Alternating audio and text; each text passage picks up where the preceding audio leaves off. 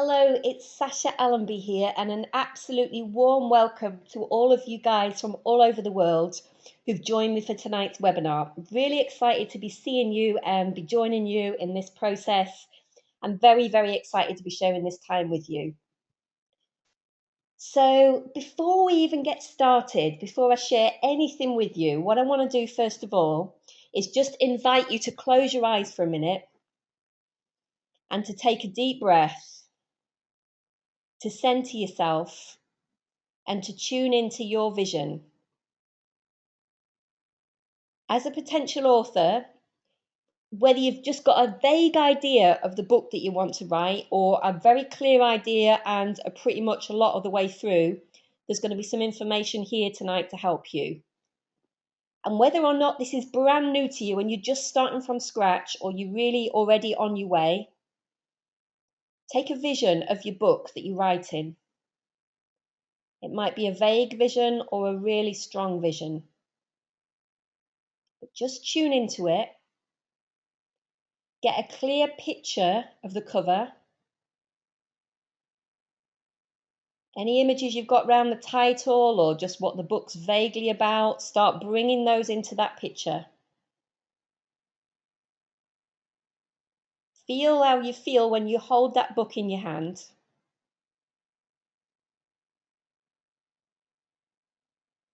Hear what you hear as you hear people talking about it, as you hear people praising it. And just get totally in to the feeling of writing that book in 2014. That's what this is really all about, and that's what we're here for. And hold that really strongly in your heart, that image, because that's the driving force of what's brought you here tonight. Nothing that I say or share with you is going to be more important than your passion to write your book in 2014. And I just really want to help you be able to do that, help you overcome the common challenges and the common blocks to doing that, and help you get that book out there in 2014. We've both got the same mission, you and I. And I want to talk to you a little bit about my background very briefly for those of you that don't know me. And I am actually going to take questions at the end. I can see questions popping up already. I'm going to keep the flow going because we've only got an hour. Right at the end, I'm going to make opportunities to take questions. So just hang in there if you've got specific questions for me, and I'll come to as many of your questions as possible. So I'll give you a little bit of my background and then tell you a little bit about what we're going to do tonight. And for those of you that don't know me, I wrote my first book probably about 6 or 7 years ago now, after recovering from a long-term health condition. Now, I learned absolutely loads in writing that first book. Pretty much most of what I learned was what not to do. And I learned a lot about the publishing industry. I made a number of mistakes. And those mistakes really kind of informed the next book that I co-authored, which was Matrix Reimprinting Using EFT. If you don't know that book, if you're brand new to me, it's a book that was co-authored with the creator of Matrix Reimprinting, Carl Dawson. It's a book that ended up in 9 languages worldwide and was published by Publishing Leaders Hay House. So it's enjoyed a lot of success. And in that process, again, a lot of great things were learned, a lot of mistakes were made, and a lot of things helped me to refine my process as an author and a writer. Now, in that, people started asking me a lot of questions because I was the one that specifically created this proposal for Hay House and got it all together. Lots of people started asking me questions about what I did, about how I did it, and people started sending me their books as well. And as they did, I always took time to look through them, and I started to see that people made the same mistakes over and over again. Some of the mistakes were the ones that I'd made, and there were also some new mistakes as well. And I found that people also had a lot of the same challenges in that experience as well. So a lot of the same things were coming up for people over and over again. I could see this through the eyes of an English teacher. I was formerly an English and performing arts teacher, so had a real kind of eye for that kind of side of it, the literature side of it. But I could also see it through the eyes of a marketer as well, as somebody knew that it's not just about writing a phenomenal book, but actually getting that book out on a platform and selling it. That's a really big part of what we're doing here. And so I could see these kind of reoccurring things in both the way that people were creating their books, the shape, the form, the tone, the style, and the way that they were marketing them as well. and not particularly having a specific platform to market their book before they actually got it finished.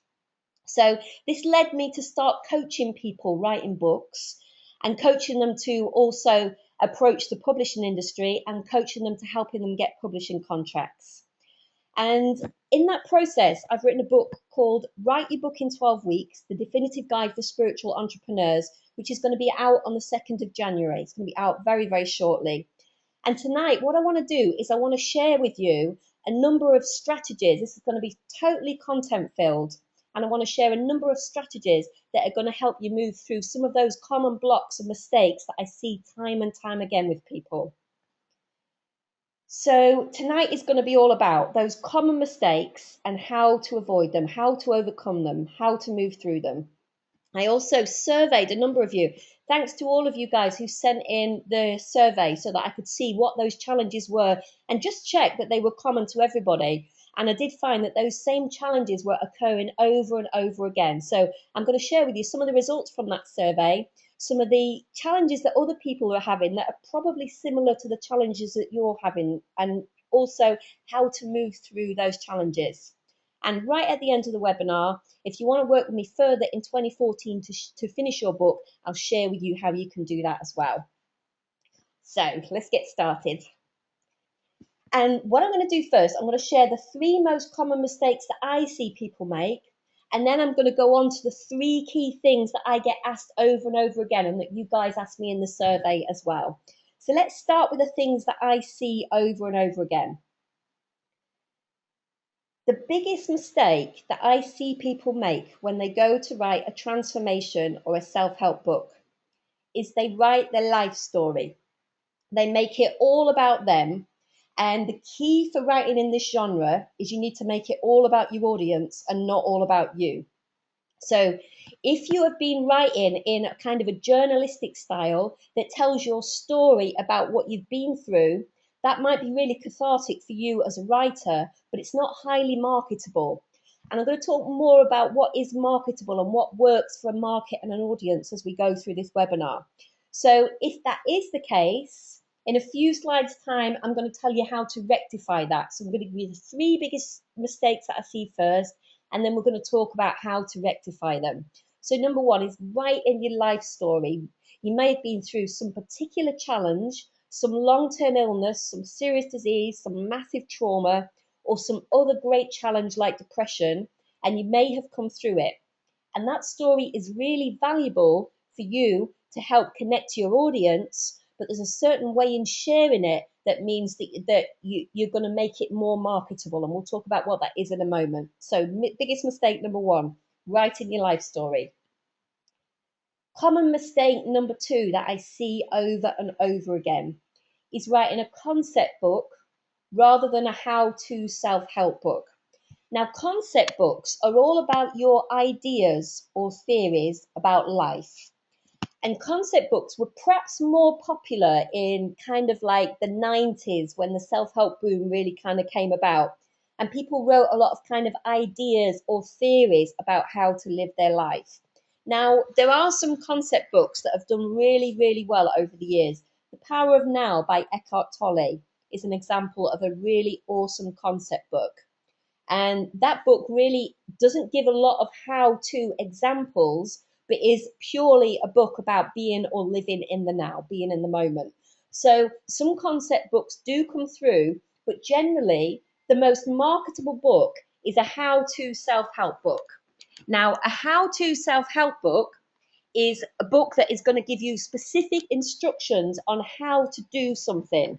So it might have some concepts running through it, but the key is that it's going to be more about the instructions, how to actually move through a transformation and a challenge rather than concepts about it. So this is really, really key for if you're writing a self-help book, particularly one that's helping somebody to overcome a particular problem or a challenge. You want to write less about the concepts around that problem or challenge and more about how to actually overcome or get over that problem or challenge. And the 3rd mistake that people make is writing for everybody rather than a specific audience. So if you're writing for everybody, you may be saying that your book is for everybody between 18 and 80. And the challenge for writing for everybody is if you haven't been really specific about who your audience is, then it's very challenging to both aim it to somebody and also to market it afterwards. It's one of the biggest problems in marketing a book that's been written for everybody, because it's kind of like a book for everybody is also a book for nobody as well. And so let's just have a look a bit deeper about how to really address those three most common challenges and three most common mistakes that people make. So addressing writing your story. Now, your story, you may have a phenomenal transformation story. I know myself, when I came through chronic fatigue and had gone through from being like completely disabled with serious disease, illness, mental health problems, in bed, unable to move, to complete health in a really short space of time. That was a phenomenal story. But the thing is, the story is the thing that kind of connects your readers to you, but it can't form the basis of the book if you want to make it highly marketable.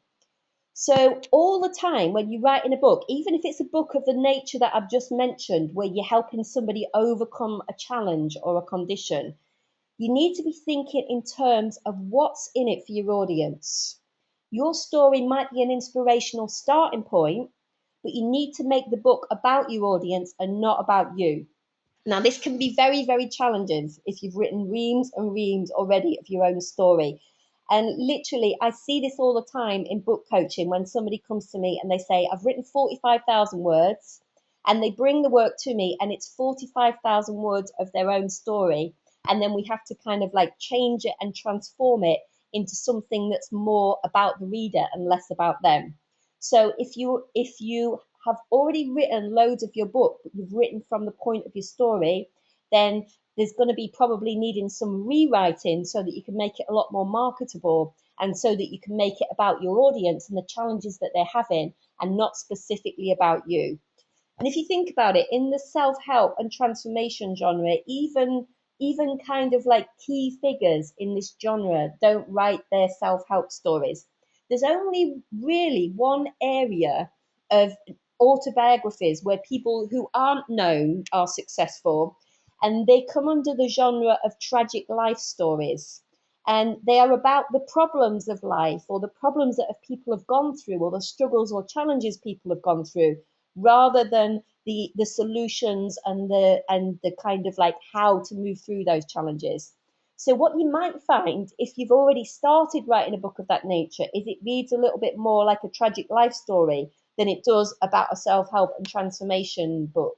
So what you're really going to need to do, if that's the case, is start to really kind of go through a rewrite that's going to enable the book to be much more about your audience and much less about yourself. It's all about them. That's the absolute clue to writing a successful book. The more you make it about your audience, then the more successful it's going to be, the more marketable it's going to be, and the more you're going to be able to connect to your readership. So, addressing the second most common mistake that people make. If your book is largely a concept book, ask yourself what needs to happen to make it a how-to self-help book.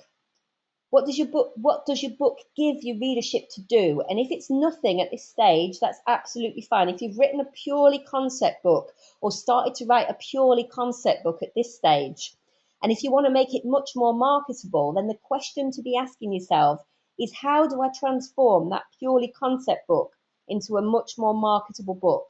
And the way to do that is to give people things to do in the real world. The trouble with concept books, if you think about any of the good concept books that you've read, a lot of the times when you're reading a really good concept book, I'll use the example of The Power of Now by Eckhart Tolle, because we've already been talking about this one.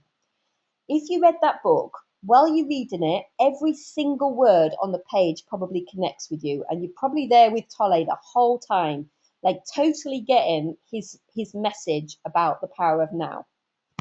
What tends to happen with concept books, even if they're ones written by enlightened teachers and enlightened masters, it tends to give you the impression or the sense of there being two yous.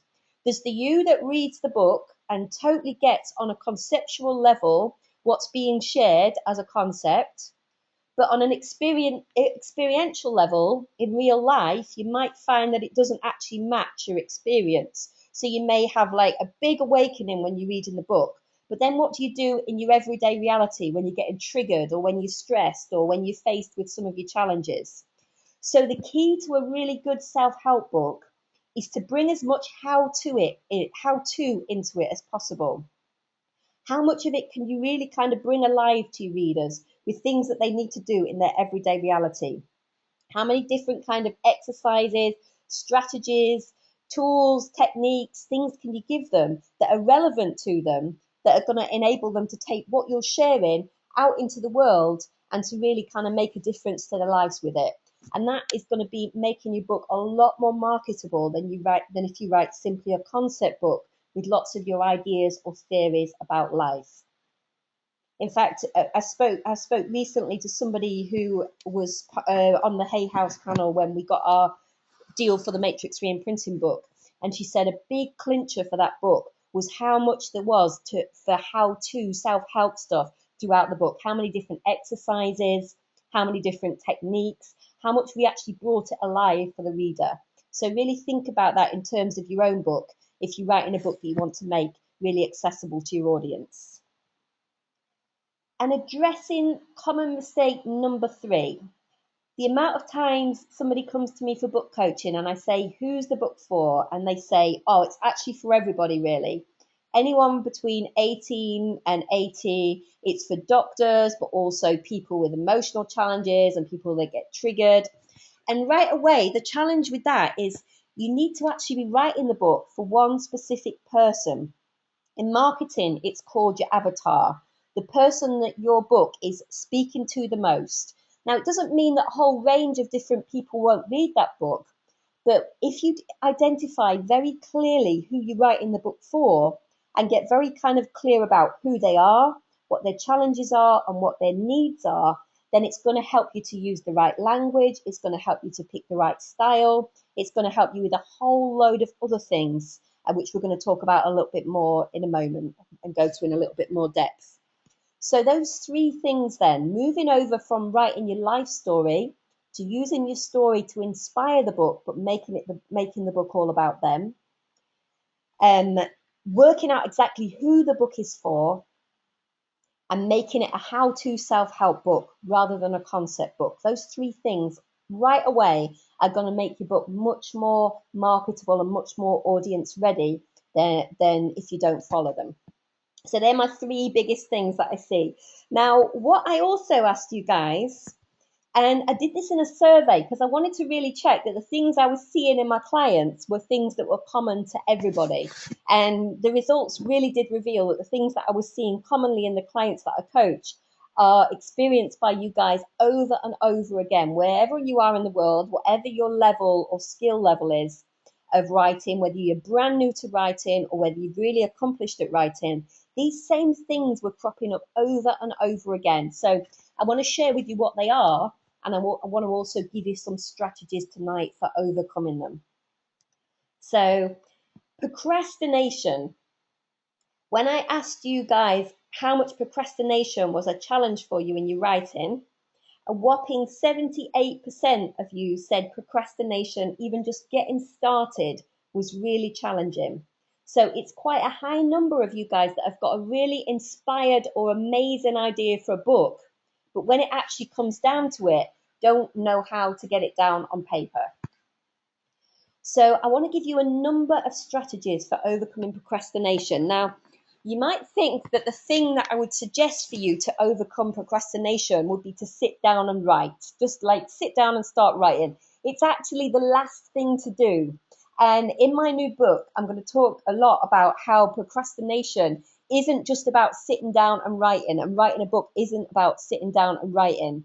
In fact, you need to get a lot of different ducks in the row before you actually sit down and start to write. So procrastination isn't usually the problem. What's usually the problem is you haven't got clear on who your book is for, on the tone, on the style, on all those different things before you start writing. And that's when the challenges actually start, because you don't know who you're writing for, you don't know who you're writing to, and often maybe you sit down and start to write and it just kind of comes out in a stream and doesn't really have any coherent structure. So, as I said very clearly, to overcome procrastination, just sit down, be really clear with yourself. Who is this book for? And what are their specific needs? What are the challenges that they're experiencing in life? And how are you going to meet those challenges with this book?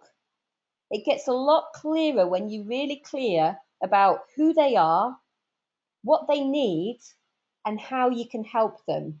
Then you write in from that place rather than just writing with loads of different thoughts and ideas in place. Everything in the book needs to come from that, from who they are, what their needs are, and how you help them overcome their needs with this book. It might sound like really, really obvious, but most people just sit down and start to write before they've even got these things worked out. And then it's a real confidence killer when you just kind of write in and it's got no direction and there's no clarity around it. Now, when you go to meet a publishers, if you decide you want to go down that route, one of the key things they're going to ask you is, what is the promise of the book? And if I can give you just one really major tip here, if you work out what the promise is of your book, what is it that you're offering with this book? What's it all about? What are you promising? And when you've worked out the promise of your book, it helps you to get really clear with starting to write. Your promise is all about the needs of the people that you're writing for, and realistically, how does your book meet those needs? Now, just take a moment with me now, if you've got a piece of paper, if you've already got a book idea, just see if you can take a moment to get really clear on what the promise is that you're offering. If you haven't thought about this so far, this is a moment to just kind of even consider it. It might not come clear now. It might be the next couple of days after this webinar that it starts to get really clear. What are you promising? What's going to happen for the reader if they read and engage in your book? What's their starting point? What will be their finishing point after reading and engaging in your book? Now, these are the key things that are going to really help you with your procrastination, because once you get so clear, so crystal clear on who you're writing for and what your message is and what you're promising, then everything is going to be shaped from that. So it's not a case of just sitting down to write and then writing reams and it being really unclear. Now you've got this like crystal clear line forward in how you're going to get this book down onto the page. And it may be that the exercises that I'm setting you here tonight, they may be like a consideration, like I say, for the next couple of days. So just even like take some time with it. And if you're not sure about what I mean by promise, if when we come to the end of the webinar, just jot a question down for me and I'll answer it for you there. So the second biggest challenge that you guys found, or one of the other bigger challenges, should I say, that you guys found, were actually structuring your work. When I asked you, do you find it difficult to create structure in your work when you actually do start, 60% of you said, yeah, absolutely.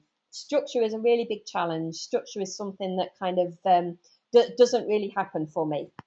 So what I want to do is I want to make sure in that kind of thing that we've been talking about and getting all your ducks in a row, that you've also got your structure laid out before you actually start writing. This is another key essential that a lot of people miss time and time again. They start writing without kind of like planning the book out.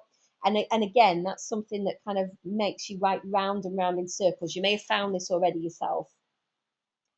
So what I suggest, and it's a really simple suggestion, but it's going to change everything for you. It's in two parts, your structuring.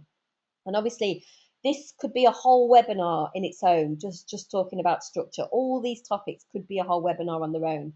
But I just want to give you some key things to be getting on with, just so that you can really get started.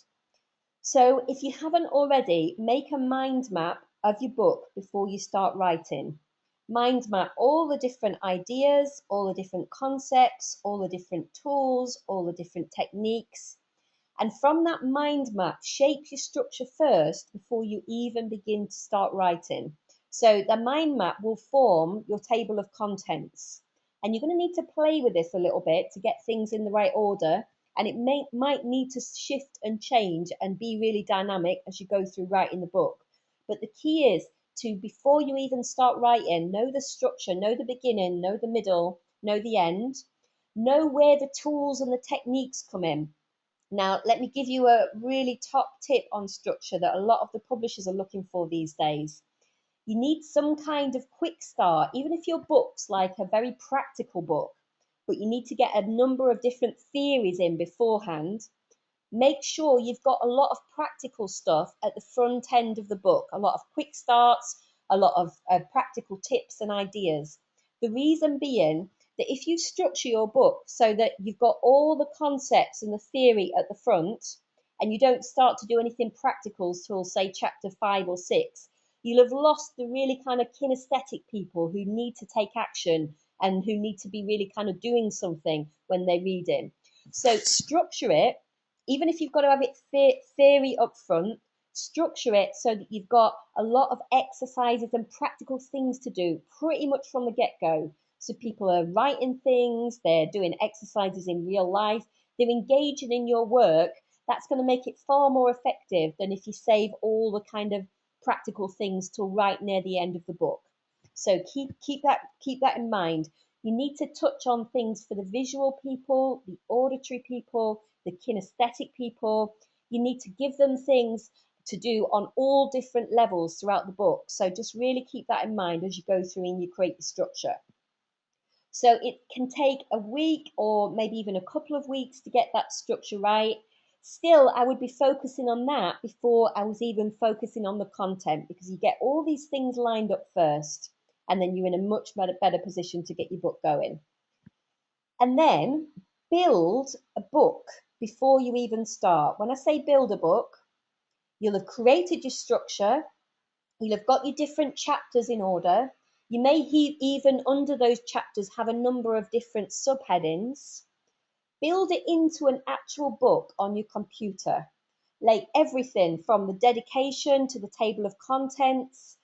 Create the size of what you'd like your book to be like, and literally build it like a book in your computer. Chapter 1 all the way through to, say, chapter 12, with your introduction, with your conclusion, with anything that you're going to put in the back, even your thanks. Put it all in there as blanks, and that's going to give you this whole kind of structure to actually work through.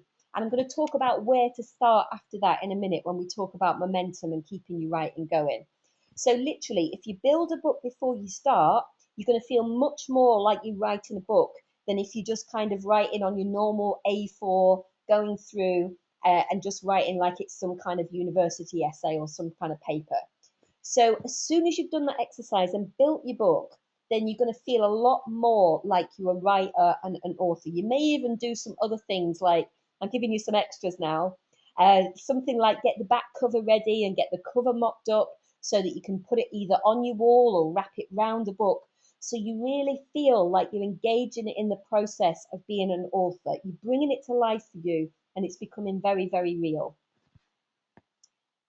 And then actually, before I go to momentum, I just want to have a look and see if there's any questions from you guys. We're making good time here, so I just want to open it up and see if there's anything from you.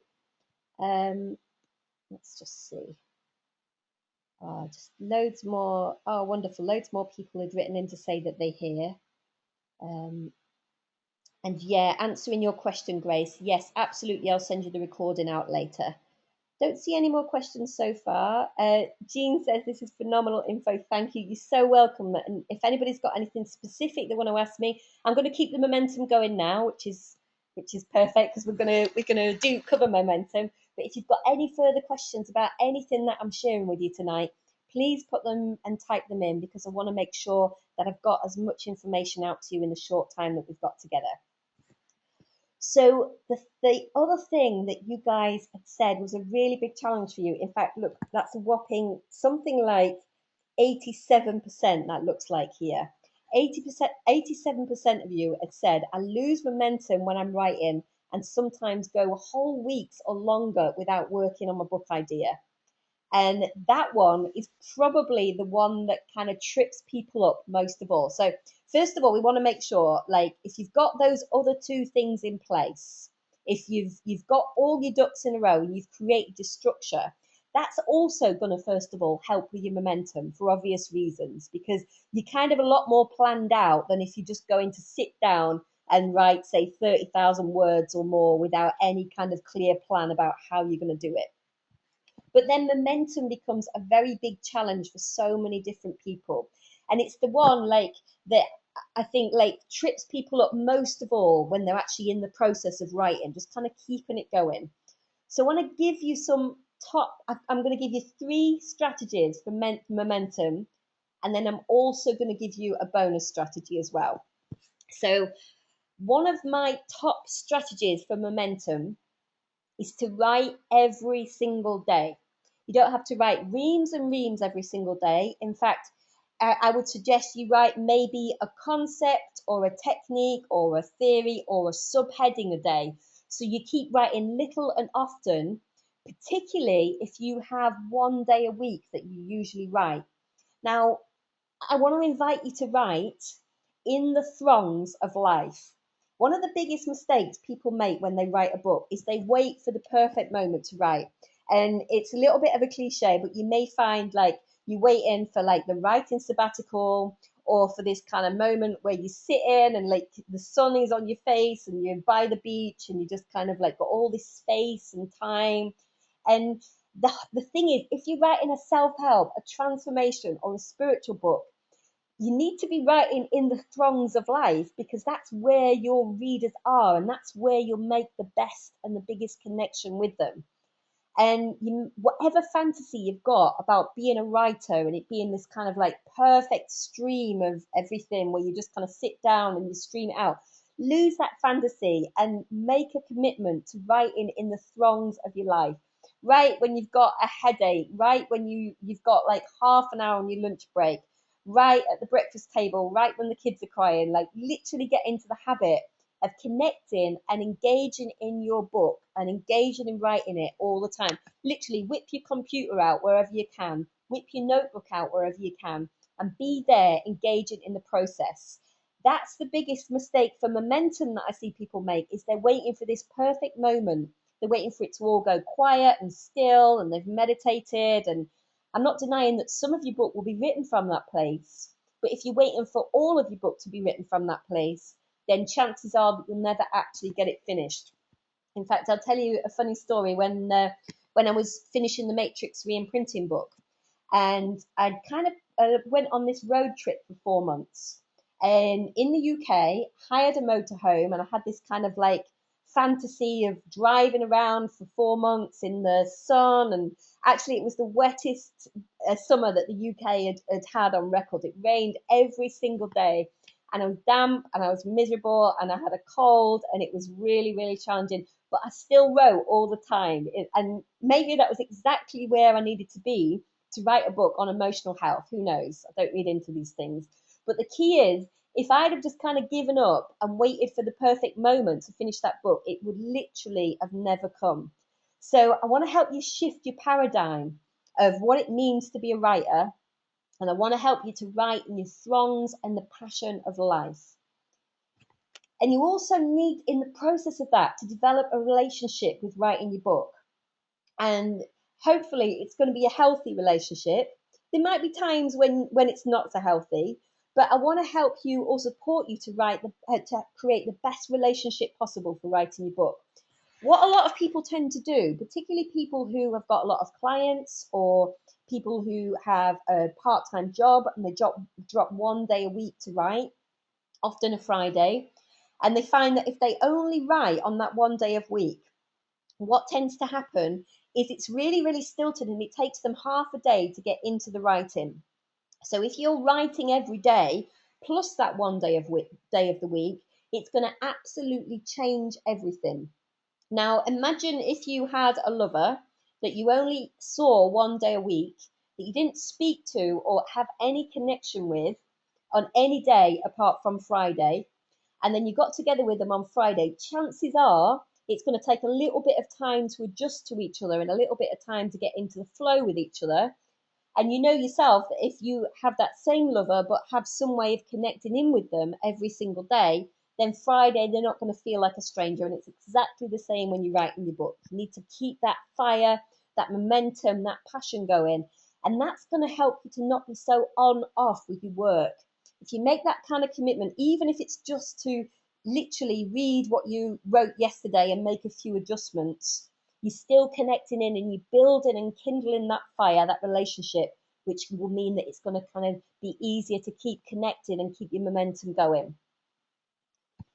And the other top tip, top strategy for momentum is each time you finish, just before you're finishing, work out where you're going to go the next following day. So work out what concept you're going to write, what subheading you're going to write, if you're going to write a tool or technique.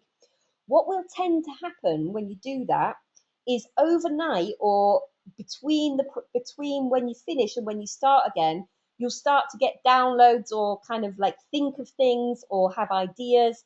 And it'll mean that when you sit down, even if you've only got half an hour, you're going to go straight to that bit and fire straight in rather than just kind of like sitting there for half an hour going, what bit shall I work on next? So those are my 3 strategies for momentum. I wanted to stop there, but there was another one that just I really felt that I wanted to share with you guys that was so important that I've added in a momentum bonus. So when you've got the whole thing organized, when you've got all your strategies together, when you know who your book is for, when you know who your market is, when you know who your avatar is, the one person that you're writing for, when you've structured and organized your book and laid it out exactly as a book, you might think that I would then say, okay, and then methodically start at chapter 1, work your way through till chapter 12, and you finished at the end. That is the way to absolutely kill your passion for writing the book. In fact, that's the biggest mistake I made when I was writing the Matrix Reimprinting book and why it took me 18 months to write and not a shorter period of time. What happened with that book is that the first 3 chapters at the front end of writing that book, there was a whole lot of science that I had to first get my head round in order to formulate those first 3 chapters. Those first 3 chapters took me longer to write than anything else. And because I was trying to be really methodical and trying to start at the beginning, I was like 9 months in those first 3 chapters. Absolutely killed my passion and killed my joy for writing. And literally, those 9 months were a really challenging time. So what I did is I stopped. And I wrote the back end of the book. I wrote from chapter 4 to chapter 12 or onwards. I can't remember exactly how many chapters there were, but I wrote the rest of the chapters first. And then when I got all my confidence up and when I'd already got most of the book written, I went back and tackled those science chapters. So really don't get into this methodical idea. If you've got a bit that you're really passionate about, if you've got a bit that you're really drawn to, then I would go to that piece, write that piece and go through your book, writing it like that, like more like a kind of a dance, a symphony with where you are at the moment and what it is you've got to share into that book, rather than trying to make yourself go through this very structured and very methodical way of working that might not necessarily be the way that the book naturally wants to unfold. So absolutely had to share that bonus strategy with you because it's just 100% key. I'm just going to see what this question is before we go any further.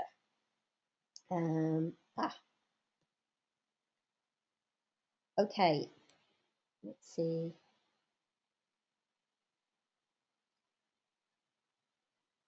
Okay, do you know what? Those 3 chapters, those 3 questions, Fiona, James, and again Fiona. I'm actually going to come to those at the end because I think they're probably like best answered at the end as we come to those. So I'm going to come to those last, guys. So what I'd like to do now is I'd like to share with you, if you'd like to work with me further, I'm going to spend about 5 minutes talking about if you'd like to work with me further in 2014 to get your book finished and published. And then at the end of that, I'm going to take as many questions as you like. I've left lots of time for questions tonight. So if you've got questions you want to ask, things that you want to share, get typing in there now, and I'll come to those questions in a moment. So I've created a program, Write Your Book in 12 Weeks, and it starts on the 14th of January 2014. And what I'm going to be basically doing is bringing my new book to life for you and literally showing you how it's done. And it's for you if you're serious about actually getting your book written and in print in 2014. What I'm actually going to show you on that program is if you can write a blog post, you can write a book. And I'm literally going to take you through that whole process. It's going to be 12 weeks of webinars. And it's going to be slightly different format to what you may be used to if you've worked with me before. I'm not just going to be doing slides and presentations, but I'm going to be literally having you look over my shoulder as I share with you all the insider secrets and all the insider information that's going to enable you to get that book finished and published. So even if you haven't started yet, you can start from scratch and have your book written in as little as 3 months on the program. I'm going to help you to overcome procrastination and build momentum in your writing, like we've discussed tonight. We've talked about how to overcome procrastination and build momentum. I'm going to actually be there and help you do that as part of the program. I'm also going to look at some of the other things that we didn't touch on tonight when we did this survey. Some of you, in fact, over 65% of you said, I'm not sure I have the style or the tone right from a particular audience. And there's going to be workshops on tone and style to help you get them absolutely spot on for your particular audience so that you can communicate your book effectively.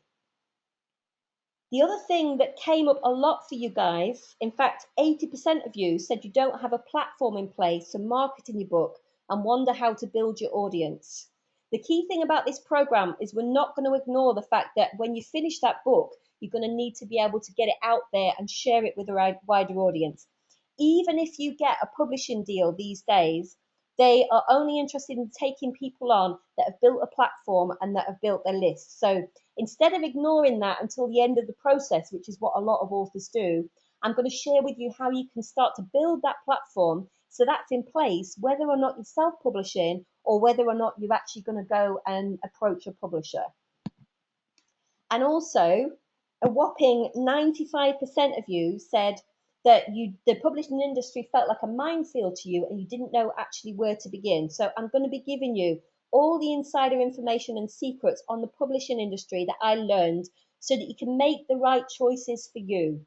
You make the right choices for the book you're publishing so you don't go down the road of making all the different mistakes that people make with different kinds of publishers, and so that we can really make sure that whatever you're choosing is the right option for you. You're also going to have a support of a members only forum. So for you guys that are on the program, I'm going to put you together in a Facebook group.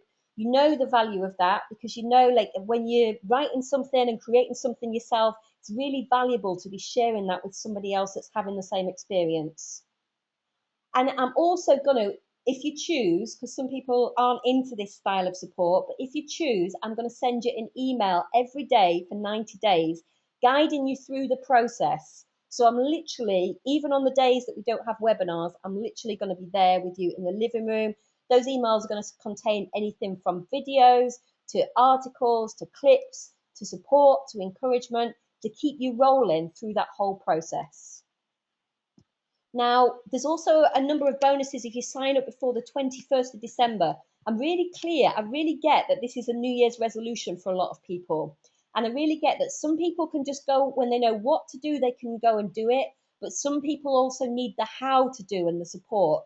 So I've timed the release of this program with your New Year's resolutions because so many of you guys this time last year said to me that your New Year's resolution was to write a book, and then have said that they've found a year on that that's still a resolution for the following year. So if you really want to put it into practice, then we've created this program to get you ready so you can get started even as the new year begins.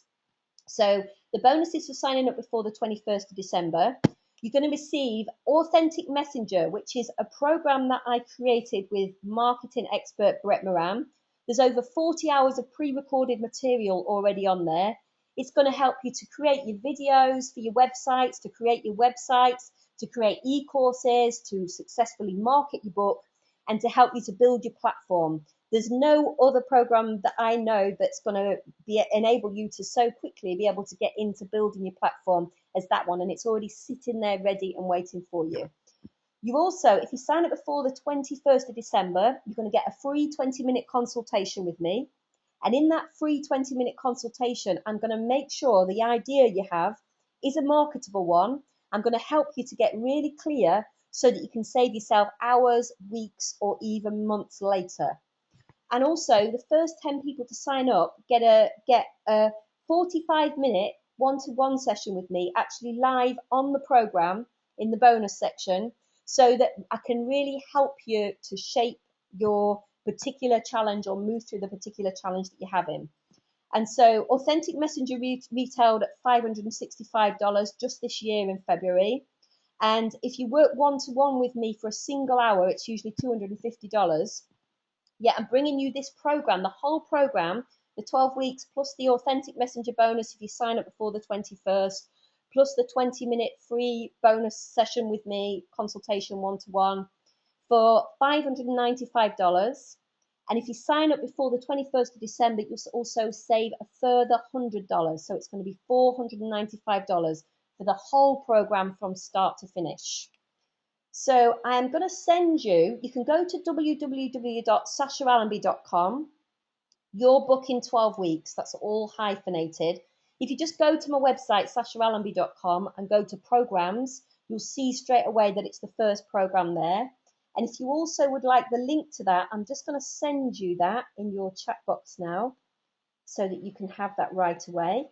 And then in the meantime, I'm going to go back and answer as many of your questions as you'd like me to answer. We've still got about another 10 or 15 minutes. I'm very happy to share my time with you and to answer you as many questions as possible. So let's get into those questions and see what we've got.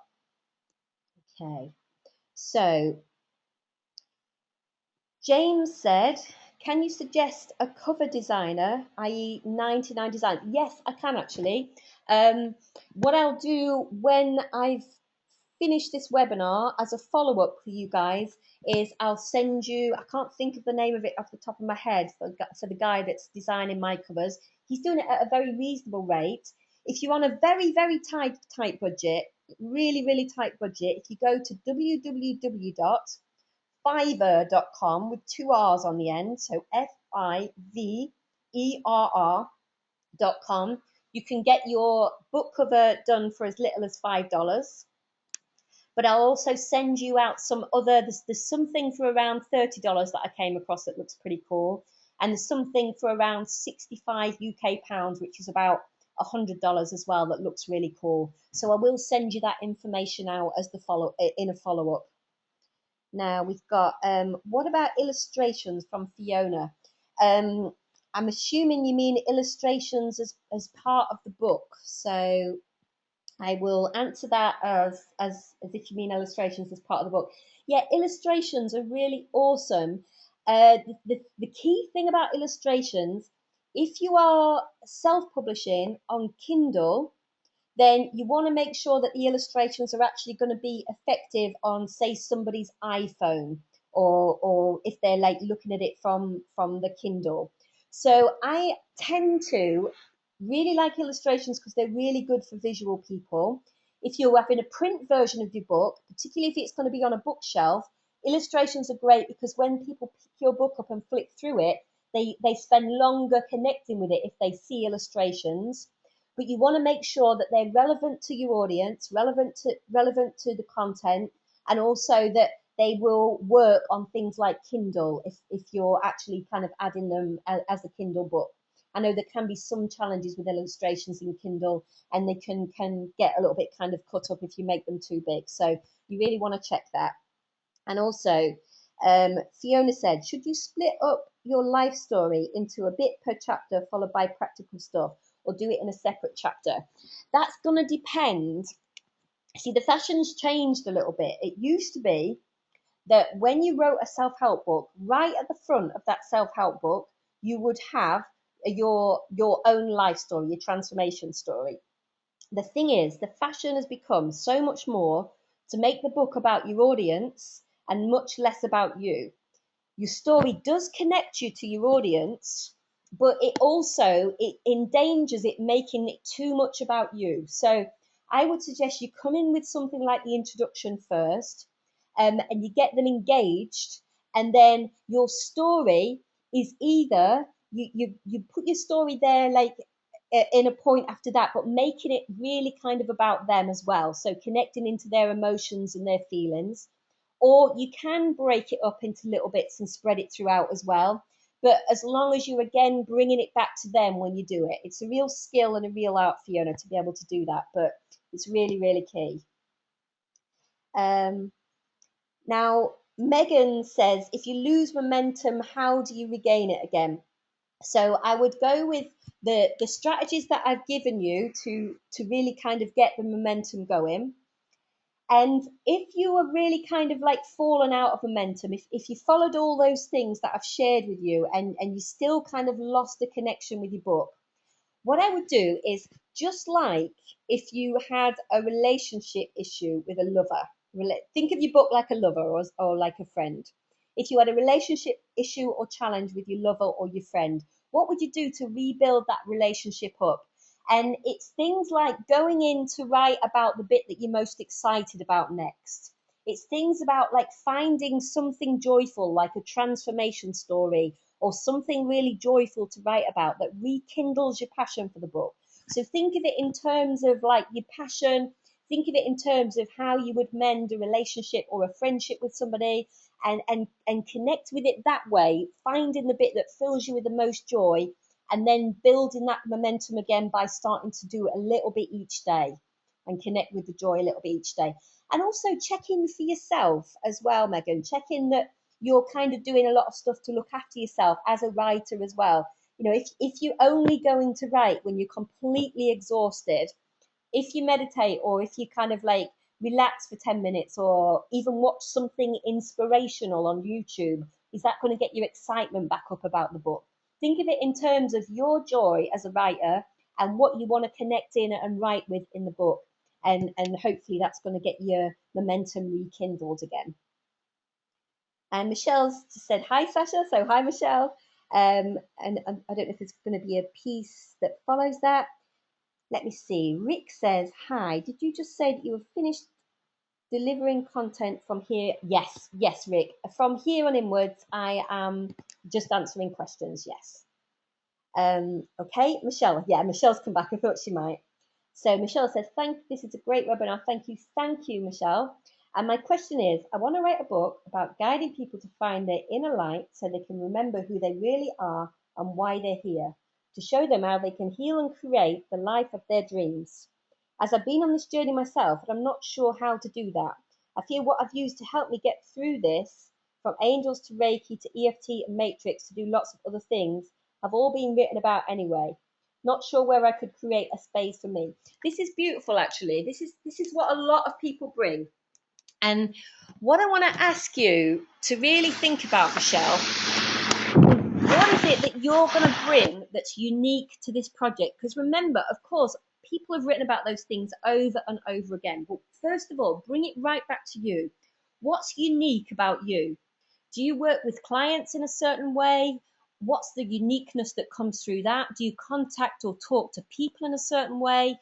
Because you might find that there's a uniqueness in you that shares these things in a completely different way. So that's the first thing that I would say, to find the uniqueness in you, and also to find the uniqueness in your message. So remember, we're talking about writing a specific message for a specific audience. When you come back and look at your message, is there something that you're saying or a way that you're saying it that is completely different? And think about all the things I've talked about, like the promise of the book. And as you start to think about these things, you might meditate on them for a couple of days, or you might just kind of start to really let this process unfold. Get really clear about what the special thing is that you're bringing, because I honestly think that we've all got a book in us and that we've all got something that we want to share. And that the reason that 95% of the people that I meet tell me they're writing a book is because they know this inherently. The key is to find out what it is that you're bringing that's different or special, and to really kind of face that and address that in yourself, and really think about the audience that you want to address as well. So, for example, you've talked about the audience, and it sounds at the moment a little bit vague, but what about if you wrote a book like that for a specific age group? Or specifically for, say, I'm just being really random here, but say for women that was going through divorce, or for something that you have specifically been through in life. That makes it a more of a niche book, but it also makes it more marketable, because then you can start to build an audience of specific people that are attracted to those things, rather than writing about it for everybody and everyone. So those are the key things that I would be coaching you on. A lot of people come to me like that, saying everything that I've shared, it's so massive, everything that I've experienced. But then when you start to hone it into a specific audience, then it gets a lot clearer and a lot more easy for you to write. Okay, and I think it's Johanna. Johanna. How do you build a platform with your readers without sharing too much information before you even publish? I'm afraid of saying that I'm writing before it's published. Okay, this is a really, really great question. Again, you would build it for the specific audience that you're working with. And the thing is, like, the biggest mistake that people make is they wait right until the moment their book's going to be published, and then they try and actually sell the book. So the whole thing is to build some anticipation about your book. I wouldn't be afraid of sharing even the best bits in the book. What the key people in marketing advise is that you give all your best stuff away for free. And you build your platform by either like videos or by blogs each week, really starting to get your audience interested in what you're writing. And also, like, I know exactly what you're saying about saying you're writing a book before you're actually writing it, but you're making a commitment to your readers when you do that. And you're making a commitment to get that book actually finished, Johanna, and finished and written and published. So don't be afraid of what you're giving away. Give away all your best bits up front. Give away like secrets. Give away all those things. And that's going to be what enables the reader to connect with you, so that when your book's ready to publish, then it's just there and you can share and you can share it with them. Yes, James says, can we pay in British pounds, please? Absolutely. If you want to pay in British pounds or any other currency and you'd rather not pay in dollars, that's absolutely fine. PayPal works and converts whatever your currency, but if you feel more comfortable in me sending you an invoice and you paying in British pounds, that's absolutely fine too. Yes, Jean says, I can't find an option to pre-order your book on Amazon.com. How soon can we pre-order?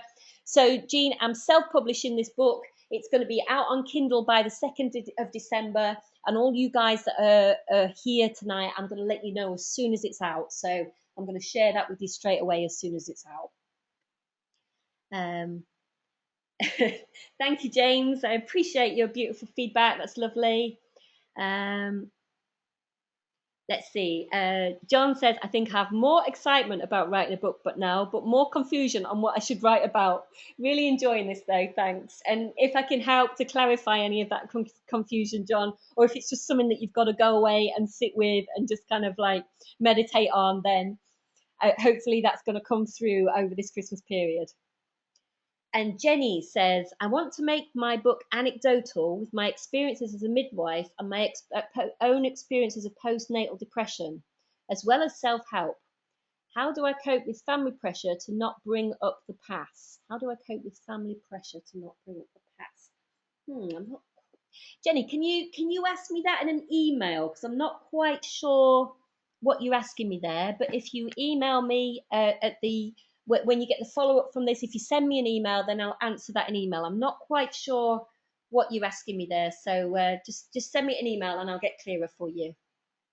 And this is great. Brilliant. Megan says, thanks. Think I may have fallen into the trap of only trying to write when I'm tired. Thanks for the wake-up call. Great webinar. You're so welcome, Megan. Really great to have you here. Johanna said, thank you.